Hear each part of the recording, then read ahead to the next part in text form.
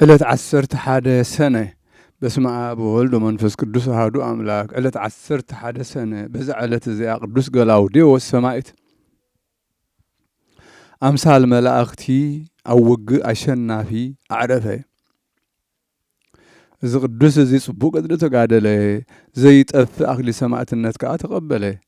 ናይዚ ሓላፊ ዓለም ክብረት ንዓቐ፣ ዘይውዳእ ሰማያዊ ጸጋን ዘለዓለማዊ ክብርን ከዓ ወረሰ። ናይዚ ቅዱስ ኣቦኡ ሓውን ማርዮስ ንጉስ ሮማ እዩ። ስሙ ከዓ ኣብ ጥልማዎስ እዩ። ነዚ ቅዱስ መልክዑ ኣዝዩ ጽቡቕ ከም ዮሴፍ ወዲ ያዕቆብ እስራኤል ነበረ። ሓያልን ጅግናን ከዓ ነበረ። ደቂ አንጾኪያ ብኡ ይሕበኑ፣ ብኩሉ ከዓ ፍቱው ነበረ። ካብ ብዝሒ ፍቅሩ ዝተላዕለ ኣብቲ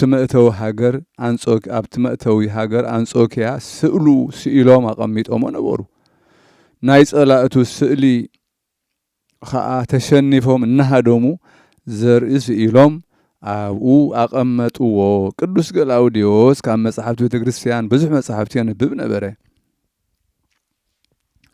ንጉስ ሮማ ዜንኡ ሰሚዑ ክርእዮ ደለየ። ናብ ኣቦኡ ከዓ ገላውዴዎስ ወድኻ ስለደለይ ዝብል መልእኽቲ ለኣኸ። እዚ ቅዱስ ከምቲ ዝለኣኸሉ ናብ ንጉስ ሮማ ምስ ከደ እቲ ንጉስ ምስ ሰራዊቱ ተቐበሎ። ምስ ኩሎም ናይ ሃገር መንግስቲ ህዝቢ ከዓ ተሓጐሰ። በቲ ግዜቲ ካብ ሰብ ቁዝ ካብ ኣርማንያን ብርቱዕ ውግእ ተላዕለ። ቅዱስ ገላውዴዎስ ከዓ ምስኦም ተዋጊኡ ኣሸነፎም። ንንጉሶም ከዓ ሓዞሞ ኣሕፈሮም። ድሕሪዚ ተመሊሱ ናብ ሃገር አንጾኪያ ኣተወ። ንጉስ ዲዮቅልጥያኖስ ከዓ ንጎይታና ኢየሱስ ክርስቶስ ምስጋና ንዑ ይኹን ክሕድዎ ጸንሖ። ኣብያተ ጣዖታት ከፊቱ ረኸቦ። ንቅዱስ ገላውዴዎስ ፊቅጦር ዝስሙ ወዲ ህርማኖስ ዓርኪ ነበሮ። ክልቲኦም ከዓ ኩሉ ግዜ ንድሕነት ነፍሶም ዝጠቅም ቃል ቅዱሳት መጽሓፍቲ እናዘከሩ ይዘራረቡ ነበሩ። ካብኡ ነንሓድሕዶም ምእንቲ ስም ጎይታና ኢየሱስ ክርስቶስ ኣቦ ክብሪ ደሞም ክኽዑ ተሰማምዑ። ሰይጣን ከዓ በምሳል ሽማግለ ኮይኑ ተገልጸሎም። ብነፍሱ ከም ዝሓዘነሎም መሰለ። ኣቱም ጽቡቓት ኣጉባዝ ደቀይ ኣነ ብኣኻትኩም እፈርህ ኣለኹ። ስለዚ ክመኽረኩም ምስ እዚ ኸሓዲ ንጉስ ተሰማምዑ። ንኣማልኽቱ ዕጣን ዕጠኑ፣ ትእዛዙ ኣይትጥሓሱ፣ ንክርስቶስ ከዓ ኣብ ኣባይትኹም ተምልኽዎ። እዚ ንጉስ ሓያል ምሕረት ዘይብሉ ይበሎም። ጎይታና ድማ እቲ ዝዛረቦም ዘሎ ሰይጣን ከም ዝኾነ ኣረድኦም። ንሳቶም እዞም ቅዱሳን ከዓ ኣንታ ክብኣት ዝመልኣካን ኣብ ሓሶትን ካባና ረሓቕ፣ ንስኻ ኩሉ ግዜ ተቃራኒ መገዲ እግዚኣብሔር ኢኻ በልዎ። ሽዑቲ ሰይጣን መልክዑ ቀየረ፣ ገጹ ጽልመት ተኸድነ። በሉ ኣነ ናብ ንጉስ ክቅድመኩም እየ፣ ደምኩም ከም ዝኽዑ ከዓ ክገብሮ እየ በሎም። እዚ ኢሉ ናብ ንጉስ ከደ። ንፊቅጦርን ንገላውዴዎስን እንተዘይቀተልካ እዮም ኣብ ልዕሊኻ ተንሲኦም ክቐትሉኻ እዮም፣ መንግስትኻ ከሕድጉኻ እዮም፣ ምክንያቱ ንሳቶም ደቂ መንግስቲ እዮም በሎ። ብዛዕባ እዚ ንጉስ ናብ ቅዱስ ገላውዴዎስ ልኢኹ ናብኡ ኣምጽኦ እሞ ንኣማልኽቲ ዕጣን ክዓጥን ሓተቶ። ከምኡንተ ጌርካ ኣብ ክንድቦኻ ክሸመካ እየ ኢሉ ኪዳን ኣተወሉ። ንሱ ግና ቅዱስ ገላውዴዎስ ናብ ኪዳናቱ ኣይተመልሰን፣ ምእዛዙን ኣበዮ። ንጉስ ዲዮቅልጥያኖስ ከዓ ኣብ ሃገር አንጾኪያ ሕማቕ ዘረባ ክዛረቦ ይደፈረን። ቅዱስ ገላውዴዎስ ግና ነቲ ንጉስ ብድፍረት ይዛረቦ ነበረ፣ ብዘይ ፍርሃት ከዓ ይጸርፎ ነበረ። ህርማኖስ ከዓ ንንጉስ ናብ ሃገር ግብፂ እሞ ስደዶ ኣብኡ ይቕተልዎ ኢሉ መኸሮ።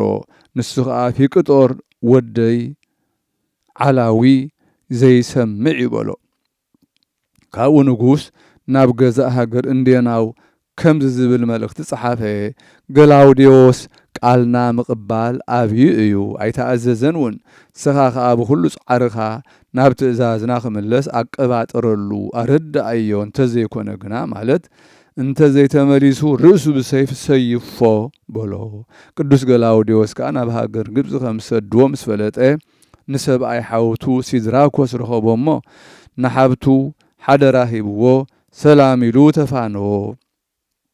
ካብኡ ናብ ሃገር ግብፂ ምስቶም ልኡኻት ንጉስ ከደ ናብ ገዛ እንዴናው ኣርያኖስ በጽሐ ኣርያኖስ ከዓ ምስ ራእዮ ተንስኡ ተቐበሎ ኢዱ ሰዓሞ ኦ ጐይታይ ገላውዴዎስ እዚ ትገብሮ ዘለኻ ግብሪ ግደፎ ትእዛዝ ነገሥታት ኣይትፀሓስ ኢሉ ለሞኖ ቅዱስ ገላውዴዎስ ከኣነስ ብቓልካ ኸተስሕተኒ ኮንኩን ናባኻ ተላኢኸ እንታይ ደኣ ንጉስ ዝኣዘዘካ ክትፍጽም እየ ዝደሊ በሎ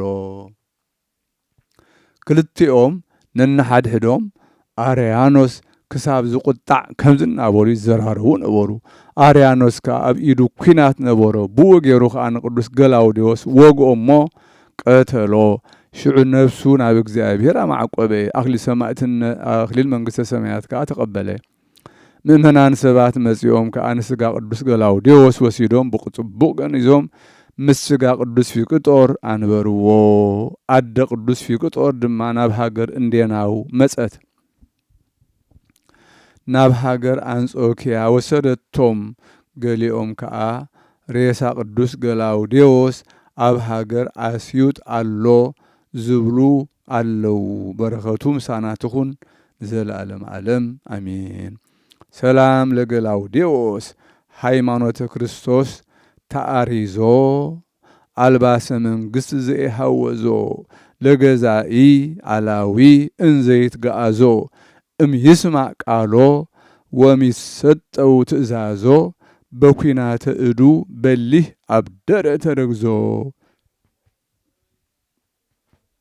ሰላም ንገላውዴዎስ ሃይማኖት ክርስቶስ ለቢሱ ተአሪዞ አልባስ መንግስት ዘይጠዓሞ ዘይሃወዞ ንገዛእ ኸሓዲ እናተኸራኸሮ እንዘይት ገአዞ ቃሉ ካብ ዝሰምዕ ካብ ዝቕበልውን ትእዛዞ ብኹናት ኢዱ በሊሕ ክውጋእ ፈተወ ተረግዞ ብኹናት ኢዱ በሊሕ ፈተወ ተረግዞ ክውጋእ ፈተወ ማለት እዩ ሰላም ለክሙ አማአት እስራ ወአሃዱ አዲስሳ ወሰብአቱ ላሩተ ስም ጸማዱ ማህበረ ገላውዴዎስ ማር እምቤተ መንግስት ሙላዱ ለልበዚአየ በዘይትፌጸም መፍቅዱ ውስተ ምስዋዕሁ ለአብ ስእለትየ ሰዱ